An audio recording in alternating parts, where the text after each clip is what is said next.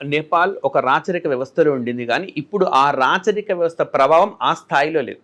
So చాలా మందికి తెలియని ఒక విషయం చెప్తాను. 2001లో ఈ నేపాల్ రాజు ఒకడు ధీరేంద్ర అని మొత్తం అందరిని చంపేసి తను కాల్చుకొని చనిపోయినాడు.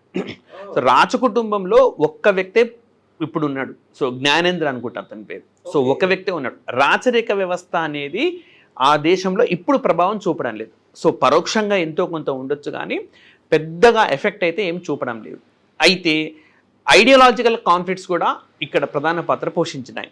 సో ఒకవైపు డెమోక్రసీగా మారుతూ కమ్యూనిజం వైపుకు మళ్ళుతూ ఉండడం. సో మనకు రీసెంట్గా ఆ దేశ ప్రధాని ఇప్పుడు ఎవరైతే రాజీనామా చేసి వెళ్ళిపోయినారో కేపీ శర్మ ఓలీ అయినా రీసెంట్గా చైనా పెద్ద ఎత్తున మనకు ఇది ఆయుధ ప్రదర్శన చేసింది. సో దానికి రష్యా, ఉత్తర కొరియా ఆ దేశాధినేతలతో పాటు ఈయన కూడా హాజరు కావడం.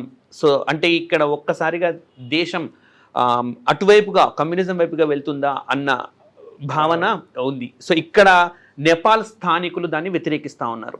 సో సెక్యులరిజం అన్నప్పుడు లైక్ హిందుత్వానికి వ్యతిరేకం అన్నకుండా లౌకికత్వానికి, పరిపాలనకు సంబంధించిన లౌకికత్వానికి కట్టుబడి ఉంటే బాగుండేది. సో దీనికి మనం ఉదాహరణకి ఏం చెప్పుకోవచ్చు అని అంటే, నిన్న నేపాల్ యువకుడు ఒకతను లైక్ ఆ లౌకికత్వానికి సంబంధించిన ఒక జెండాను తొలగించడం చూడడం, కమ్యూనిజం సంబంధించిన ఒక ఫ్లాగ్ను తొలగించడానికి ప్రయత్నించడం అంటే ఆ యువతలో ఆ ఒక ఇబ్బంది కూడా ఉన్నది.